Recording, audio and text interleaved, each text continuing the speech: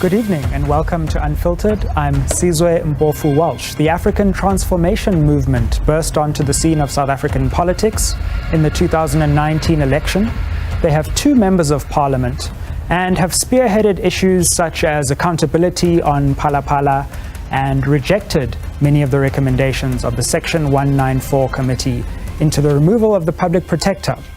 They are fresh from a policy conference in KwaZulu-Natal and have emerged with a series of policy proposals which we'll be testing tonight.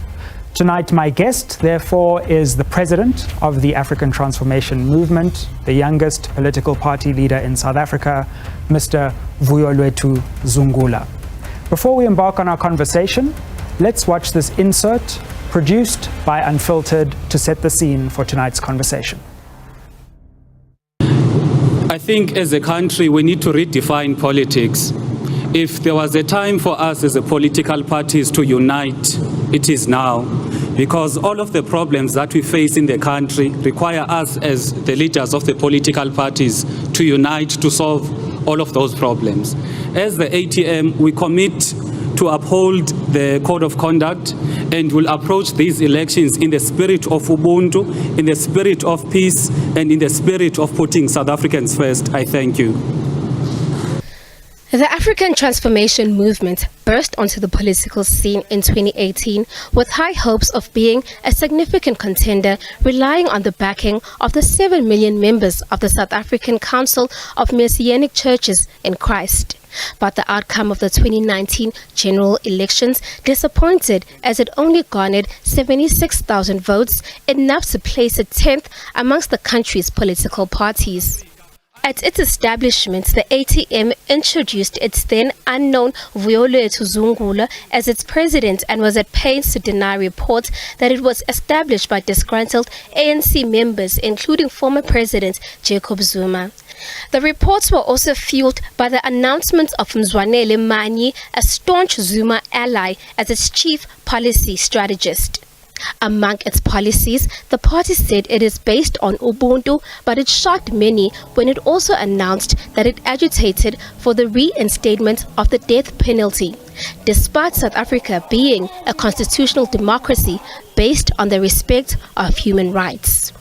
Mr. President, why did you not report the crime in Phala Phala to the relevant and appropriate law enforcement institution? Secondly, what message does it send to the nation when the allegations of money laundering, kidnapping, torturing, all happening in the president's farm, and the president refuses to take the nation into his confidence? And secondly, the president refuses to account to Parliament about what transpired.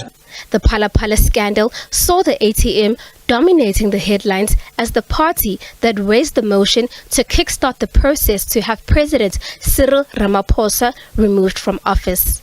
The process failed in Parliament as the governing party of the ANC used its majority to block the adoption of the Section 89 panel, which concluded that there is a prima facie evidence that the president had a case to answer. Now the ATM has launched a court process reviewing the public protector's report into the same scandal, which cleared the president of any wrongdoing.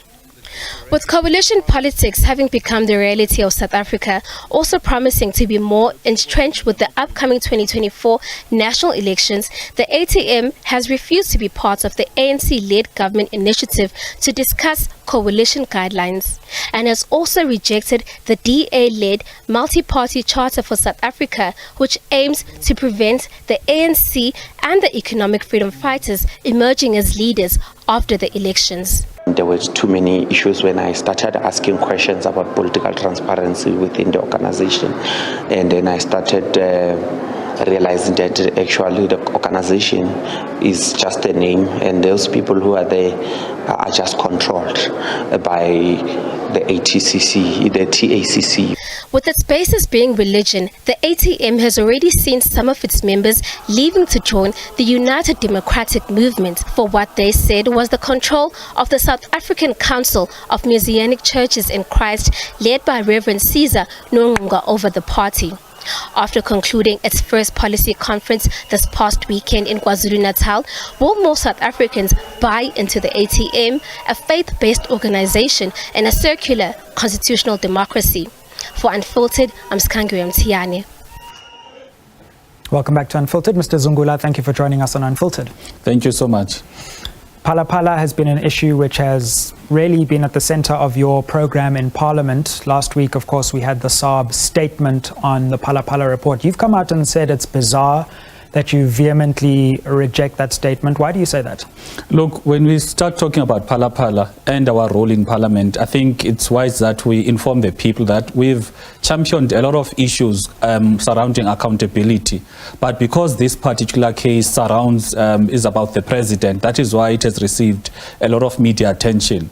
Now, on the question of the Reserve Bank, the mandate of the Reserve Bank was to determine whether the close cooperation of Mr. Ramaphosa, number one, was legally entitled to receive foreign currency.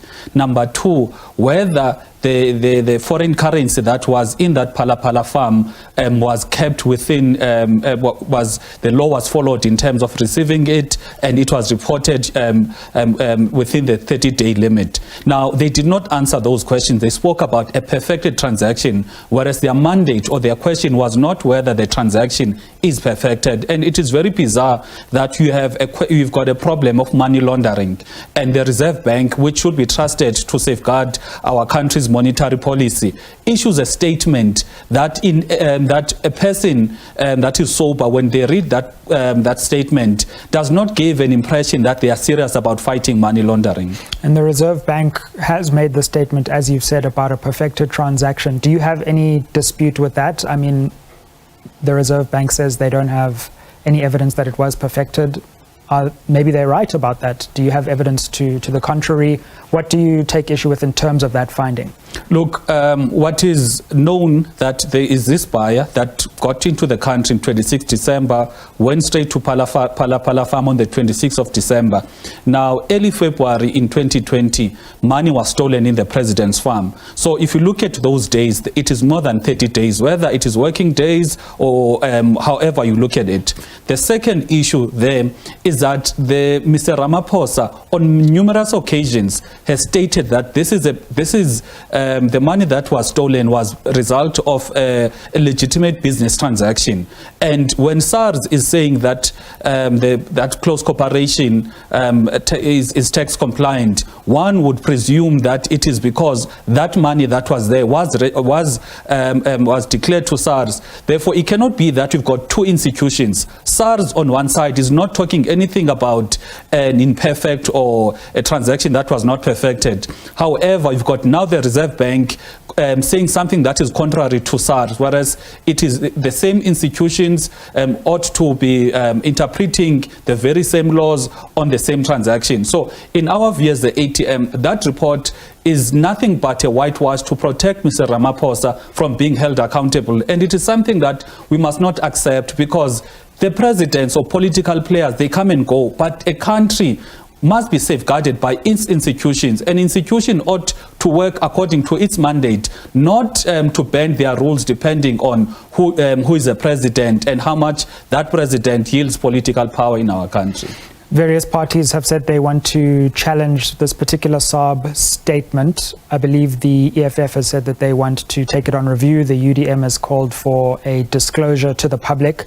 Do you support those moves, and will you be supporting them in court? We are in discussion as a party to support in court. We do support the issue of transparency, because we need to give confidence to the people that our institutions are doing what is required by the law, because this sets a dangerous precedent. Because if you talk about the question of money laundering, people will not abide by the law when they want to launder money. Therefore, you can't have a Reserve Bank as an institution that ought to be trusted when they increase the repo rates, that they are doing it in the best interest of the country.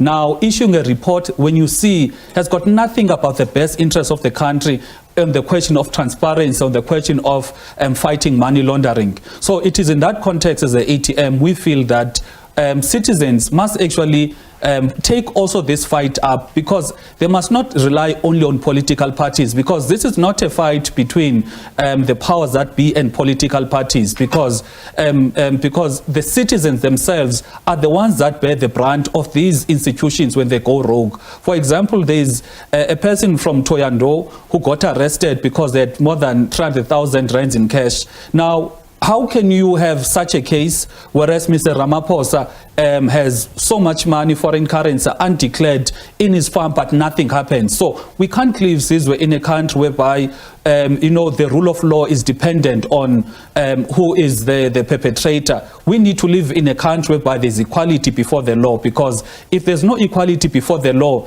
then most people are going to reject some of the court judgments. And when you got our law, our justice system not being respected and adhered to, then you are not going to have a functional state. I suppose the question of Phala Phala, as you say, has been central to your strategy in Parliament, and the Reserve Bank is the most recent, but it's not the only question in which you're involved, both in Parliament and in the courts. There's also the Public Protector's Report, which you have come out and said you will be challenging in the High Court. Where are we with that process, and do you have any clarity on when that attempt to review that report will be heard? We've submitted our founding affidavit from our side. We know that the lawyers of the Public Protector's Office have also reached out. We're still in the dark as to the timelines, but the issues that we have there with that particular report is that the Constitution is very clear regarding paid work. Now, the definition of paid work is a person that puts his mental effort in terms of devoting his time and his mental capabilities on making sure that a particular business does grow, does make profit. Now, the acting public protector deliberately misunderstands that provision and says a person needs to be physically somewhere. And it is something that is nonsensical, because we live in a time of COVID. A person can stay at Johannesburg but work for a company that is in Cape Town. So that is the first issue. The second issue is that the acting public protector speaks about financial interest to say the president has got financial interest, just like a person who has got shares in a company.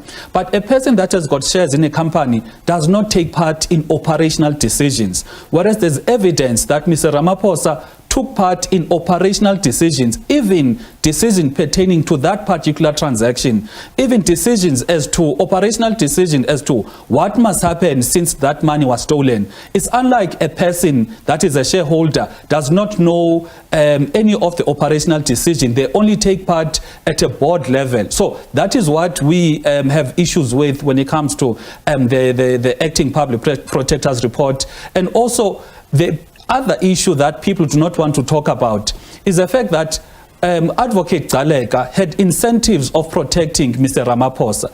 The incentive there is that it is Mr. Ramaphosa's party, which is the ANC, that has got the majority to appoint her as public protector. Hence today, that ANC in Parliament, in that committee, has actually nominated her, meaning it was a case whereby I scratch your back, you scratch mine, in the sense that Mr. Ramaphosa, now that he's left off the hook, has influenced his party, that the person that protected him gets to be appointed as a public protector. I mean, I hear all of that, and I think the ATM has certainly put up a spirited fight. But on the other hand, so far, I mean, we're a year into this scandal saga that broke in June of last year, and we don't seem to be any closer to accountability. Do you think the ATM has failed in its efforts to hold the president accountable, energetic as you have been? Look, we've not failed.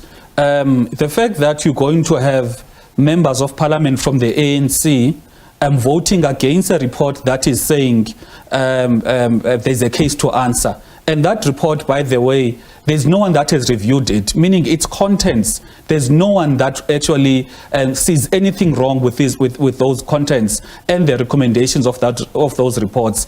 The fact that, for example, the Reserve Bank and the acting public protector's reports are being challenged, it means parties are speaking in the same voice and saying that there must be accountability. So if you were to look at the two natures of the reports, the ones that says Mr. Ramaphosa has got a case to answer. That report still stands and no one has challenged it. The ones that exonerate Mr. Ramaphosa, all of those reports are up for legal scrutiny, and we are not going to rest up until this matter is pursued, because in our quest for accountability, it is because we know that through accountability we get justice. And once we live in a just society, then we are going to live in peace. But if we do not live in a just society, then people are going to rise against the state, and that is something we don't want. What about the question of the public protector? We know that the Section 194 process has issued a report. A group of opposition parties have issued a statement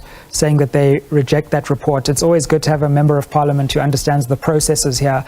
In terms of timelines, are you aware that the programming committee has set a date for that National Assembly discussion on the report of this ad hoc committee? The programming committee should be sitting this week. Parliament only recently opened today, so it should be part of the agenda maybe this week or the next week. But it is something that if you just read the mood of the ANC, one gets the feeling that the ANC basically wants to send a strong message that if you as a person in our country, as a state official, do what it is required by the Constitution and you hold ANC leaders accountable, this is how the ANC is going to respond to you. They are going to go as far as wanting to take away your pension, because they want to have a state whereby people must always rule in the best interest of the ANC. So that is something that we don't agree with as the ATM. So we're going to continue defending Advocate Mkhwebane, because the records are very clear regarding her work, regarding the amount of cases she's taken over, the amount of cases she's won, and the fact that it is not a new thing that people lose cases in court when it comes to the office of the public protector.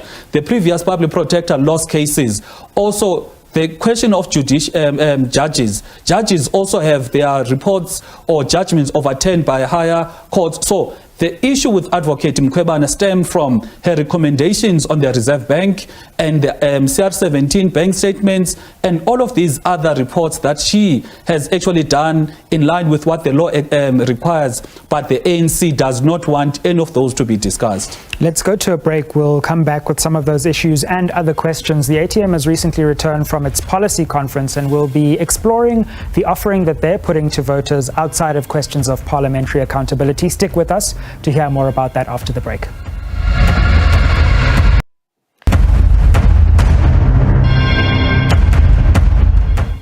Welcome back to Unfiltered. We're in conversation with the President of the African Transformation Movement, Mr. Vuyolwethu Zungula.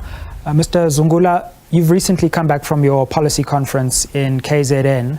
One of the distinguishing features of the ATM is the extent to which you're calling for a greater involvement of religion in South African politics and the South African state.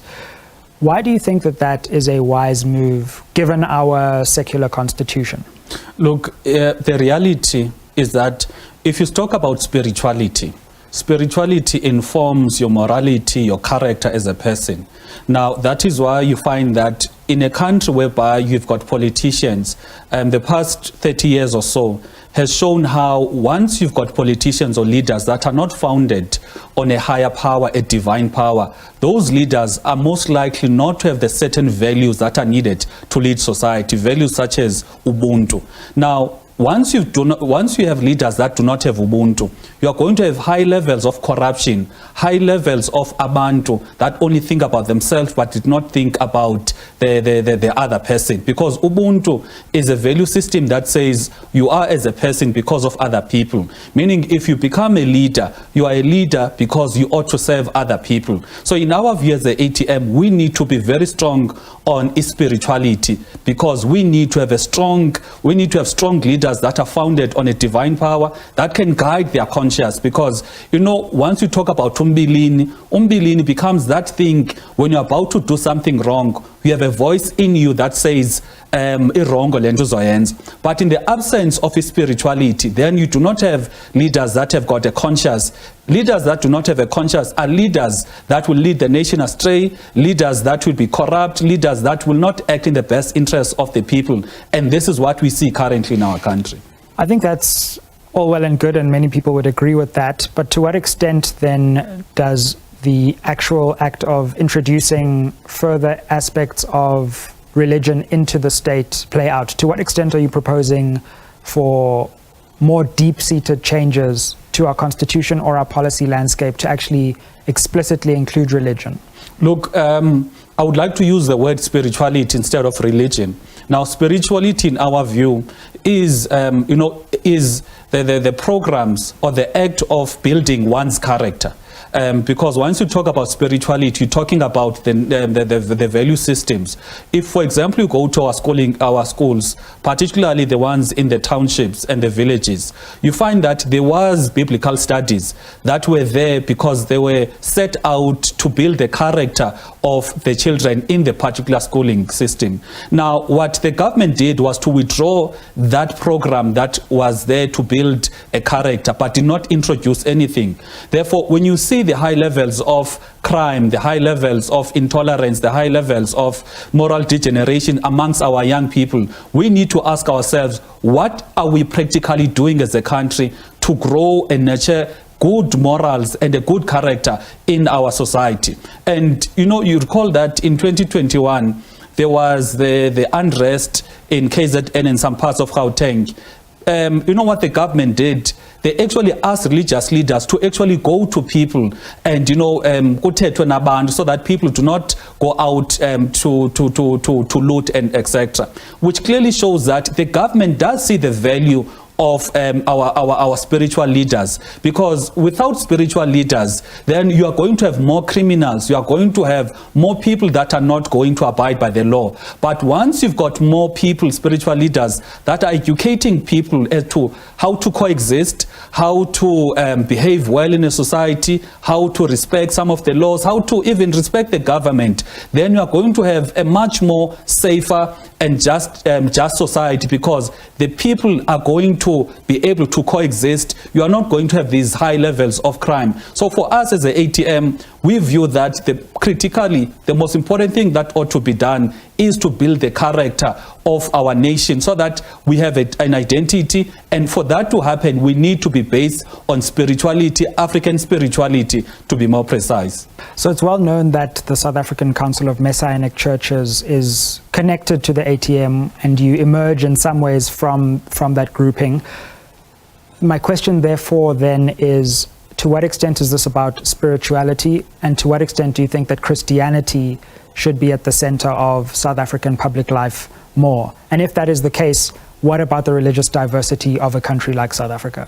Look, I've been very clear to say our view is spirituality, because spirituality covers every faith that is there, regardless whether it is Christianity, African spirituality, or any other faith that a person subscribes to. Because spirituality focuses on the value system that build the character, that build the morals of a person. So that is why we are not saying that we need to subscribe to a particular faith. We are saying that we need to have a certain value system, a value system that is unanimous, in the sense that if you can go to Amagqirha, they will tell you the importance of Ubuntu, and they will agree with the value system of Ubuntu. If you go to Christians, when you talk about peace, they'll also agree with you. So in other words, we need to have the spirituality as a core, because it accommodates everyone. Most importantly, it brings everyone together, unlike our different faiths whereby we could just fight or disagree on the different faiths. So we're saying that let's not be confined to the different groupings. Rather, let's be founded on the spirituality element as it brings everyone together. One of the byproducts of that view in your policies so far, of course the policy conference will still emerge with its full policy contents, is that you've been a supporter of capital punishment, the death penalty as some call it. Does that spring from this spiritual foundation that you're speaking of? And of course there have been many opponents of that for a long time in South Africa. What do you say to those opponents of that punishment and its long history of misuse in South Africa? Look, before even the colonizers came to our country, we used to be led by Amakhosi. Now, Amakhosi had a certain system whereby they used to punish abantu. Either a person would be banished from a village or a person would be fined from a village. However, there was a question of a death penalty or the capital punishment system for people that refuse to be rehabilitated, people who continuously show that they will not accept coexisting with other people, people who are a permanent danger to other people. So those people were given the death penalty because they had long proven that they do not want to coexist with other people. Now, if you look at the facts now in terms of our country, you've got a problem whereby you've got repeat offenders, people that when they're even inside jail, they'll also kill the wardens inside, they'll also kill other prisoners inside, meaning the mere existence of these people is a danger to other people. Therefore, to send a strong message that we are not going to tolerate and baby abantu that clearly do not want other people to coexist, then there needs to be such a harsh punishment, because we can't live in a country whereby taking someone's life even for a mere 20 rands or a cell phone is a norm. We need to send a strong message to say, if you are going to take someone's life, you must know that you yourself have violated the right of life to another person. So why should you be protected by the right of life as per the Constitution? Isn't the problem in South Africa that we have a broken criminal justice system rather than the absence of harsh punishment? Because no matter how harsh the punishment, if those perpetrating crime believe they won't get caught, believe once they get into the system that they can corrupt the system, then it doesn't matter how harsh we make the punishments. The system itself is not deterring people because they don't believe that they will be caught in the net of that system. Shouldn't we focus our attention on building a criminal justice system rather than just making the punishments harsher? The punishments are already very harsh. Look, in our view, we're not saying that only the death penalty. We are proposing a lot of things, including, for example, the issue of police visibility, the issue of increasing using the police reservists so that you do have maximum police visibility, and the proper training of police officials so that they do not have cases whereby they can't even take statements, even training the citizens as to how to take statements so that you don't have a case whereby when cases are before the courts, a criminal is left off the hook because a statement was not properly taken, or the crime scene was contaminated. And also dealing with the question of corruption. We know that a lot of police officers are actually bought to lose the dockets, etc. So it's a myriad of proposals. Now we're saying that all of these need to happen because as it is now, you still have people, even though they are caught, even though they are also serving in prison, but they still do go on and kill other people, meaning this person is in prison already, but still sees the need to further kill other people, be a menace to even to the other prisoners, and also to be the menace to the prison warders who are there to assist in correcting his behavior so that when he comes back to society, he can coexist. So that is why, as the ATM, we're not saying that it is the only solution. We're saying that there's myriad of solution, but perhaps because this one is a bit different, a lot of people focus on the capital punishment. Indeed. Let's go to a break. We're talking with ATM President Vuyolwethu Zungula. We have discussed some of their policy proposals that have emerged from their policy conference. And when we come back, we'll also integrate the conversation about coalitions, about the multi-party charter, coalition conversations that happened with Deputy President Mashatile, and where the ATM could feature come 2024. Don't go anywhere.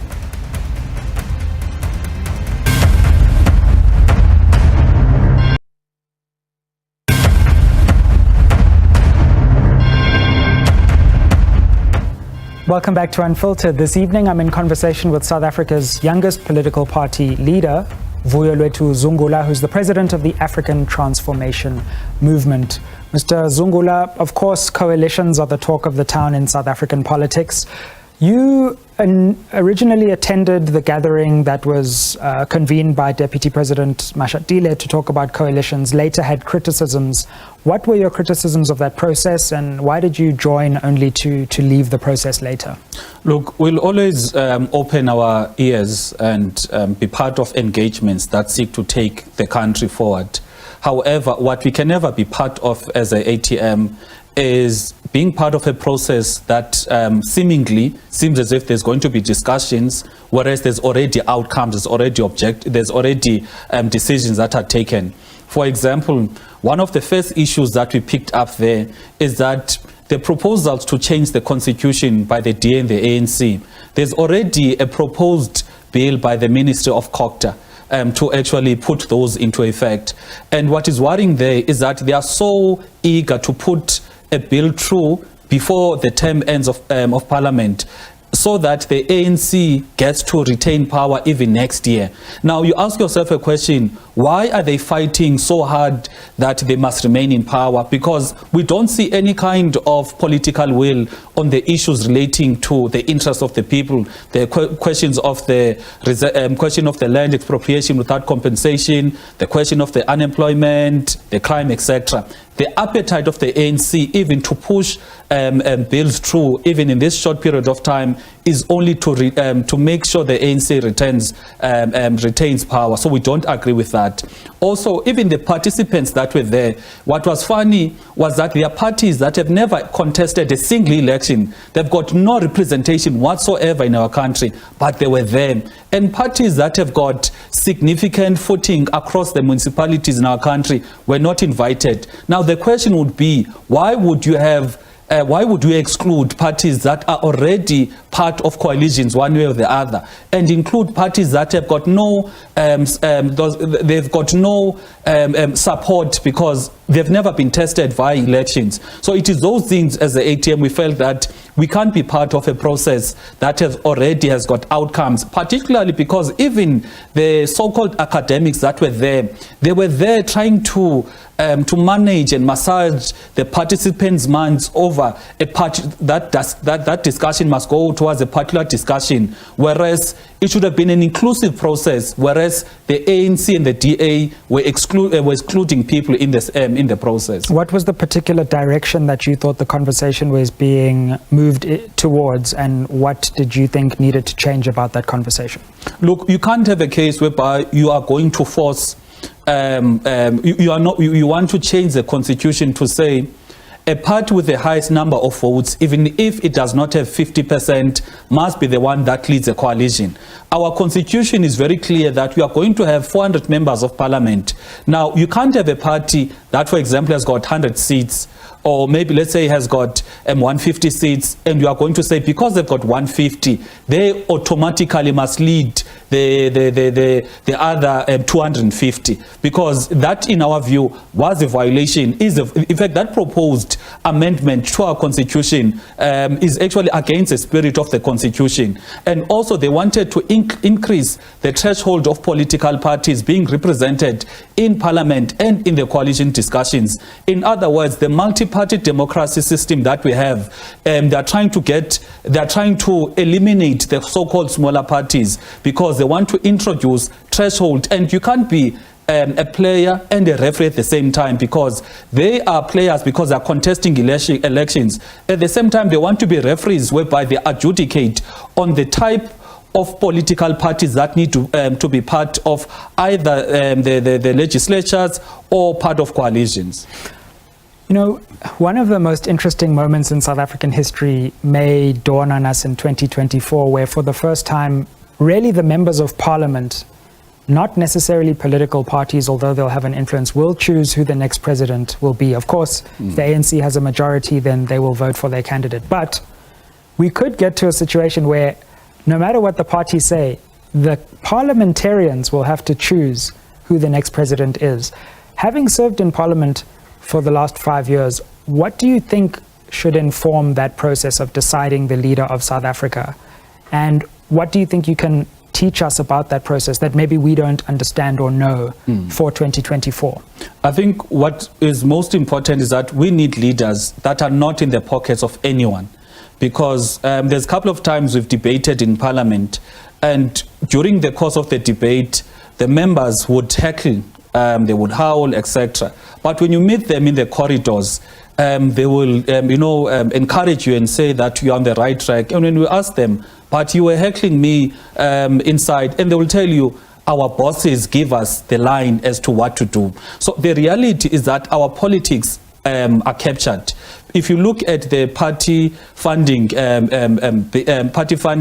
declarations or report that is presented by the IEC, clearly shows how much of our politicians are actually in the pockets of capital that wants to retain the status quo. Therefore, you are going to have now, that is why you are going to have even the questions of the moonshot, because even the parties that are in the moonshot, the other ones, have been promised money that they must be part of this. So some are not joining because of the values or of the mission. They are joining because they are enticed because of money, because elections in our country is expensive. Now, the biggest question that we are now going to face as a country is choosing between a political party or a leader that does not have the money but has got the love for the people and will do anything for the people, versus a person that has got the money and has got the backing of the media, but when they're in government, they are going to do the bidding of capital. So that is what is going to be problematic next year, in our view. And would you rule out working with any party after the 2024 elections? Are you categorical about not joining with the ANC or with the DA, or are you keeping your options open? Look, for us, what we view as the ATM is that we need, firstly, not to have politics whereby we are anti-so-and-so, because it does not help to be anti-so-and-so. We need to be pro the people of South Africa. Now, if a party has been elected to be in parliament, even if it has one seat, they are still representing some people, so we need to coexist. The second issue is that our politics must not be about political parties. Our politics must be about issues. What are the main issues that we want to get across? What are the issues that we want to resolve? The issues of the land, the issues of the untransformed economy, the issue of the justice system, the issue of the constitution and the Roman Dutch law. And those are the type of issues that we need to say, we are going to focus on them. And then we work with parties based on us agreeing on these issues, because it means we're dealing with things that are beneficial to the people. But when you have a case whereby you are going to say, I'm not going to work with so-and-so, and you find that sometimes we are speaking the same language, for example, on the questions of accountability, on the questions of transforming the economy. But because your funders, because they are your bosses, they tell you, you must not work with so-and-so. So those are the type of politics as the ATM we don't agree with, because they do nothing to benefit our citizens. You've alluded to the multi-party charter and the parties that gathered, largely led by the DA, under that banner. What do you make of that? Because in some ways that looks like opposition parties trying to unite under issues, but you've also taken issue with that grouping. What are your challenges to that grouping, and why weren't you involved in the multi-party charter? You know, in this current term of parliament, we had many engagements as opposition parties regarding the state of affairs in our country. Starting from the time of COVID, we've always had 1 or 2 meetings in a year. Now, what came up very strongly in those meetings was that our engagements as the opposition parties, and all 13 for that matter in parliament, was to say we need to have conversations that are not anti-ANC, but are pro the people of South Africa, because there could be people of South Africa who are voters of the ANC, even members of the ANC, but who agree on the issues that we are talking about. So we need to have engagements that are pro the people rather than engagements that are anti-so-and-so. Then EDA, Yapapa, it went on, collected parties that agree with it, and the DA said they do not want, for example, the EFF, and they say they do not want the ANC. Kodwa, when it comes to how they are working with the ANC. Look at, for example, the issue of the suspension of the public protector. The DA and the ANC are speaking one language. Even people do not know that the DA has openly said that they will work with the ANC post-2024 as long as Mr. Ramaphosa is president. Now, the DA is trying to mislead parties, is trying to mislead society as if it is genuine, whereas it has openly said it will work with Mr. Ramaphosa. So in our view, that moonshot has got nothing to do with the interest of South Africans, because if it had anything concerned about the interests of South Africans, it would not have excluded certain parties. It would have said, come, let's discuss issues first. And from there, parties who do not agree on the issues would naturally fall away. But a case whereby a party is saying, we do not want 1, 2, 3, then it is very clear it has got no interest for our citizens.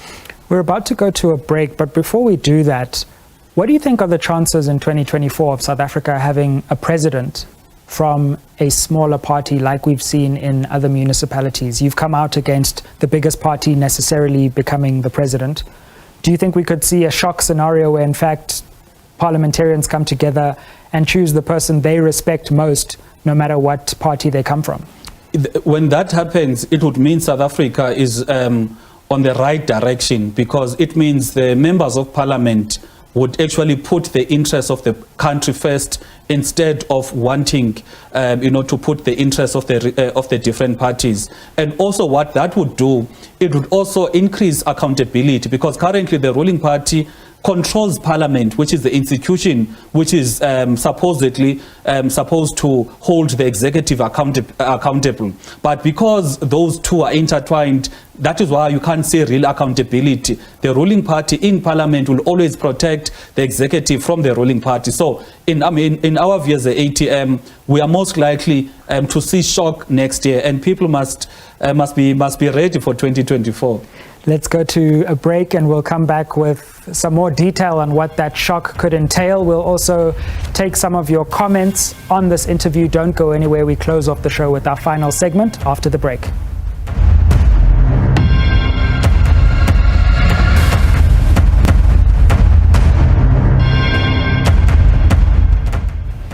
Welcome back to Unfiltered. We're speaking to the president of the African Transformation Movement, Vuyolwethu Zungula.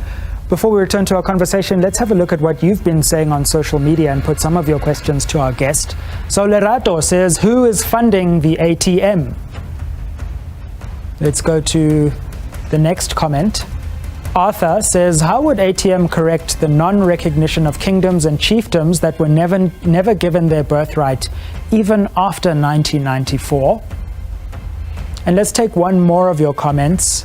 We have from Gala tweets, how true is it that Ace is joining, I suppose that's Ace Magashule, is joining the ATM? Mr. Zungula, 3 tweets for you to respond to. Okay, we don't know anything about Mr. Magashule joining the ATM. So you can rule that out for us here? Yeah, we don't know anything about that. The first one, the ATM is funded by its members.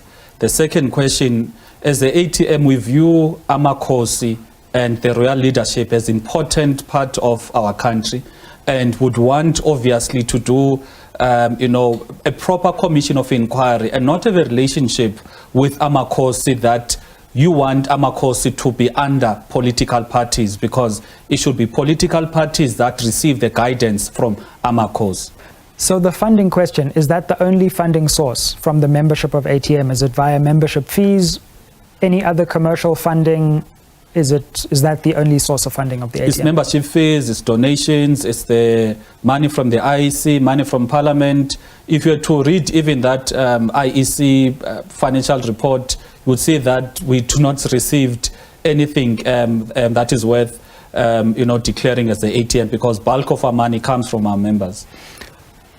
You have done academic study based on your experience in Parliament, which I find interesting. What have you learned about the weaknesses of Parliament or the strengths of Parliament as an oversight institution? And if we were to overhaul that institution and we had a magic wand, what do you think we can do better to create an institution that truly holds the executive accountable? One would be, you need members of Parliament that are capacitated. The problem now with Parliament is that it assumes that members of Parliament are capacitated based on them being part of the list of political parties. Whereas if you go to Parliament, some members can't read, can't write, but they're expected to read reports of departments. The others do not know the intricacies of their respective portfolio committees that are part of. So the first thing that perhaps would need to be done is compulsory capacity building of members of Parliament so that they are capable of holding the executive accountable. The other question would be funding Parliament, because once Parliament is underfunded, then it is incapacitated in terms of playing an effective oversight role.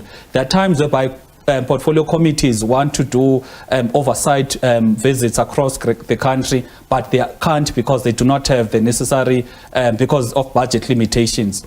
The other question is the question of the voting method. We know that the open ballot voting system actually protects, in fact, it encourages members to be intimidated, because once members are going to vote with their true conscience, which is via method of a secret ballot, then some of the things as enzekayo that are wrong, they are most likely not going to happen. But once you are saying these members must be voting openly, then it means members, because they fear to be removed from Parliament, they need to top at the party line. And the party line, most of the time, like the ruling party has shown, is not necessarily in the best interest of oversight and accountability. What's it been like being the youngest political party leader in South Africa? Do you feel that there's ageism involved in being young in the political space because we're so used to having older voices dominate that landscape? Not at all. I interact and engage well with all members of Parliament, all leaders. We do not have, I've never felt that I'm undermined or taken lightly because of my age, because also I did not want to use my age as a factor. I wanted to focus on the issues that we're raising, because most of the time we want people to be respected because of their age, whereas babethetha into engekhoyo. So in my view, we need to focus on the issues. Once you focus on the issues and you're very articulate on the issues, people are going to respect you whether umncinga ngakanani na. Yet we still do have this problem of a very aged cabinet. There are lots of young people in politics, but the higher you go, it seems the older people become. To what extent do you think that that's an inherent challenge in our political landscape? Or do you think that that's just a good thing, or the way things have panned out in a natural way in South African politics? Look, with the patronage politics system that we have, the presidents are most likely going to appoint people that are loyal to them. And because of the influence that sometimes has not been thoroughly looked at, the influence of business in terms of our policies, in terms of what happens in our government. So these presidents are most likely going to appoint people that are known that they will not rock the boat. They're unlikely to appoint young people that are going there and transform, for example, the education system. We've been talking about how the education system it does nothing for our people. You know, it does not build our people. It's not skills driven. But look at how Umamu Enji will always be kept there, because it makes sense for whoever that is president that we have got certain people that are going to maintain the status quo, not only in the education, but in almost all of the departments. So what needs to change next year is that we need to have people that have got solutions, and people that are bold, that are willing, for example, to even die for the country, not abantu that are going to be in politics for themselves or in cabinet to just enjoy their salary, but do nothing to transform those particular departments for the benefit of our citizens. And just finally, as we close, because we are running out of time, what does a good election look like for the ATM next year? When I interviewed you, I was one of the first people to ever interview in South African politics. You told me you're going to win the election in 2019. What do you think a good one looks like in 2024? We are also in it to win it. We're not contesting to have a couple of seats. We're contesting because we believe our manifesto speaks to the issues that abantu want to be solved in our country. And we believe that with an educated voter population, they are most likely going to vote right. It is deliberate that black people, particularly in the townships, are discouraged from voting. It is deliberate that even the quality of education makes abantu not to be keen on being part of politics. So we want to change all of that so that we've got citizens that are active in their own governance as the ATM. Mr. Zungula, thank you so much for joining us on Unfiltered. Thank you so much. And thank you very much for joining us once more on Unfiltered. The ATM has risen to prominence, championing questions of presidential accountability, but it's also come back from its policy conference. Do its policy offerings chime and harmonize with the South African voter and the South African conscience?